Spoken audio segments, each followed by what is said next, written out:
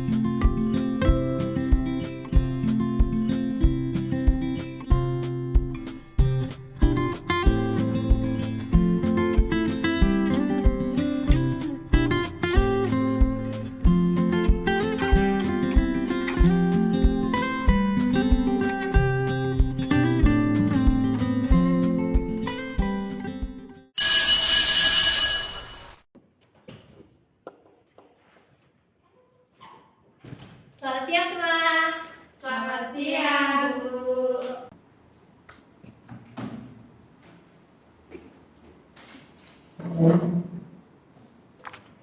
Gimana kabarnya hari ini semuanya? Baik, Bu. Hari ini masuk semua atau ada yang tidak masuk? Masuk semua. Gimana teman-teman kalian kemarin kan sudah mengerjakan kuis? Susah atau enggak? Enggak dong, Bu. Gampang banget loh isi biji stroberi. Oke, hari ini Ibu mau bagiin kertas jawaban hasil kuis kalian kemarin. Oke, ini punya Umi. Tugas kamu sangat luar biasa. Terima kasih, Bu. Saya selalu berusaha yang terbaik. Ini punya Bella. Dinda, saya tahu tugas kamu kurang lengkap. Silakan bisa diperbaiki ya. Iya Bu, saya akan berusaha lebih baik lagi. Dari sini. Dari sini.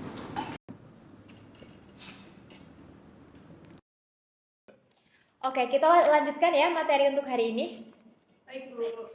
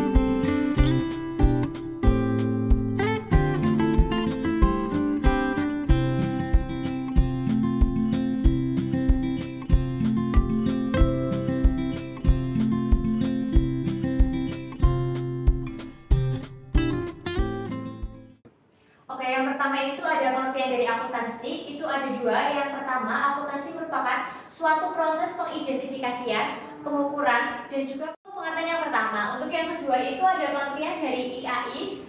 Akuntansi merupakan ilmu mencatat, menganalisis, dan juga mengkomunikasikan transaksi atau Mi, kamu benar-benar nggak belajar kan untuk kuis kemarin? Cuma improvisasi sedikit sih. Feby kan selalu terkesan sama aku, jadi ya nggak masalah.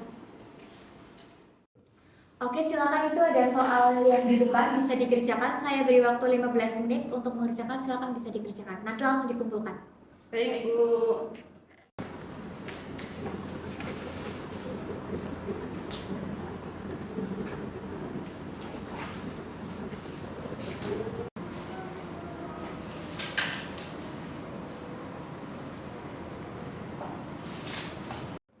Oke, waktunya sudah habis. Silakan bisa dikumpulkan ke depan untuk jawabannya.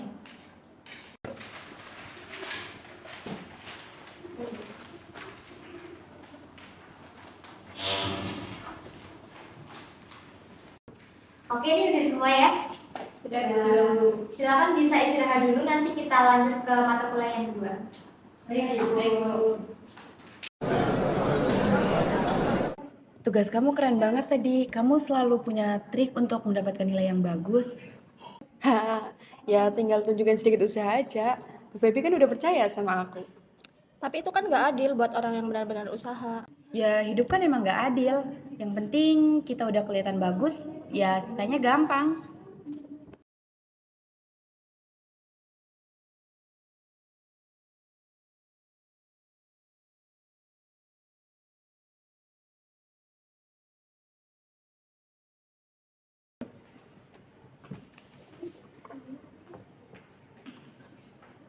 Nah, itulah yang aku nggak suka dari semua ini.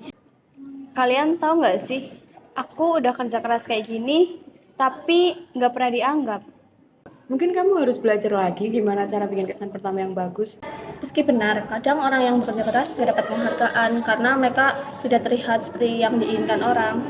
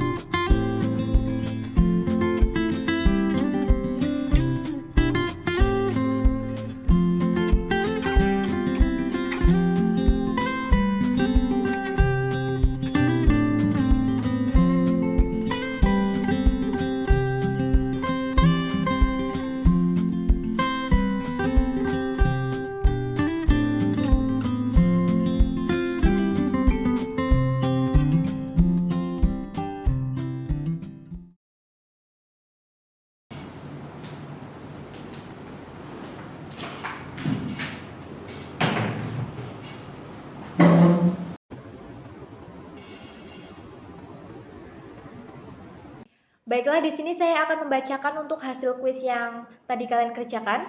Untuk nilai tertinggi diraih oleh Mbak Umi. Selamat ya Mbak Umi, kamu benar-benar contoh yang bagus untuk teman-temanmu. Terima kasih, Bu. Untuk Dinda, nilaimu tidak terlalu tinggi, tapi saya tahu kamu bisa lebih baik lagi. Silakan bisa diperbaiki ya. Baik Bu, saya akan coba lebih serius lagi. Untuk Bella, nilai kamu cukup baik, silakan dipertahankan ya. Baik, terima kasih Bu. Untuk Rizky, nilaimu bagus, tapi mungkin bisa lebih ditingkatkan lagi ya. Saya rasa kamu punya potensi yang besar. Tapi saya sudah berusaha loh Bu. Untuk pembelajaran hari ini mungkin Ibu cukupkan karena ada agenda lain juga. Silakan kalian bisa melanjutkan di rumah ya. Saya cukupkan, terima kasih. Wassalamualaikum warahmatullahi wabarakatuh. Waalaikumsalam warahmatullahi wabarakatuh.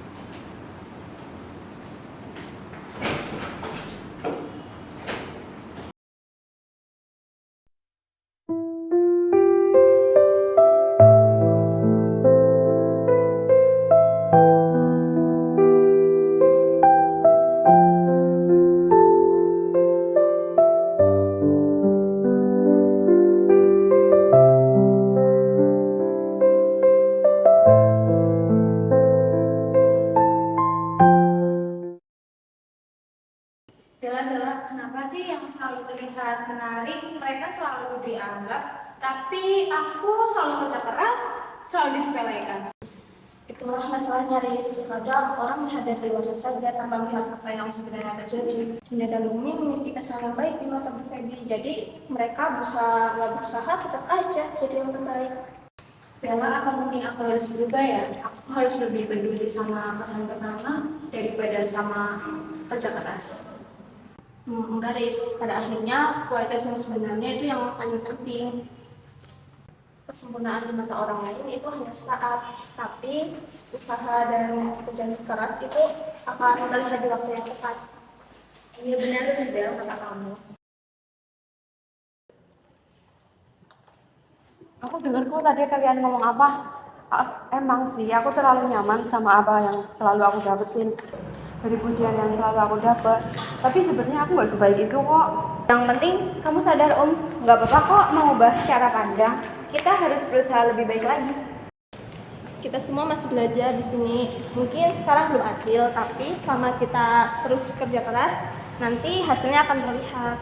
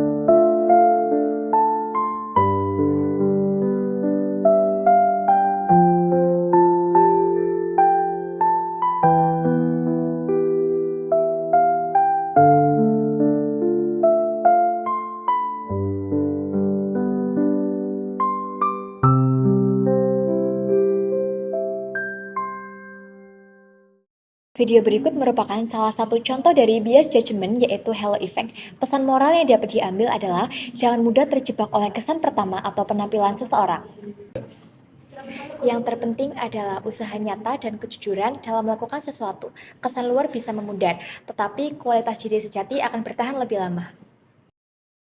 Halo effect merupakan suatu bias kognitif di mana persepsi seseorang terhadap suatu sifat ataupun karakteristik, baik itu produk maupun merek. Hal tersebut nantinya akan mempengaruhi cara pandang kita menilai sifat atau karakteristik lainnya yang bahkan itu tidak sesuai. Efek ini nantinya akan membuat penilaian menjadi tidak objektif karena cenderung didasarkan pada kesan awal atau pandangan pertama yang menonjol. Lalu untuk asal-usul halo effect itu pertama kali diperkenalkan oleh Edward Tarnowski sebagai seorang psikolog di dalam studinya pada tahun 1920. Ia menemukan bahwa atasan militer cenderung memberikan penilaian keseluruhan yang baik kepada seseorang bawahan hanya karena mereka memiliki satu atribut yang menonjol, seperti penampilan fisik yang menarik ataupun kemampuan tertentu. Adapun ciri-ciri dari halo effect itu sendiri, yang pertama ada berasal dari kesimpulan subjektif, di mana penilaian ini tidak berdasarkan pada fakta objektif, melainkan pada persepsi awal atau pandangan awal mereka. Lalu yang kedua ada efek domino, di mana kesan positif terhadap suatu atribut mempengaruhi penilaian atribut tersebut. Lalu yang ketiga ada sering tidak disadari, di mana bias ini terjadi tanpa disadari oleh individu yang melakukan hal tersebut. Selanjutnya ada faktor-faktor dari halo effect. Yang pertama ada kesan pertama atau first impression. Jadi jika kesan pertama terlihat positif, maka cenderung orang melihat aspek lainnya akan lebih baik. Lalu yang kedua ada atribut yang dominan. Pengaruhnya itu satu karakteristik tertentu yang menonjol seperti penampilan, kecerdasan, atau reputasi dapat mempengaruhi penilaian secara keseluruhan. Yang ketiga, reputasi atau brand. Reputasi perusahaan atau individu dapat menciptakan halo effect yang dapat mempengaruhi penilaian orang lain terhadap produk dan layanan mereka. Yang keempat, kesalahan generalisasi. Orang seringkali membuat generalisasi berdasarkan satu atribut tanpa mempertimbangkan bukti atau fakta lain. Selanjutnya yang kelima ada emosi dan persepsi subjektif, di mana emosi dan pandangan subjektif terhadap seseorang atau sesuatu dapat memperkuat halo effect. Lalu yang keenam, pengaruh sosial dan budaya, di mana norma budaya dan stereotip sosial dapat memperkuat halo effect.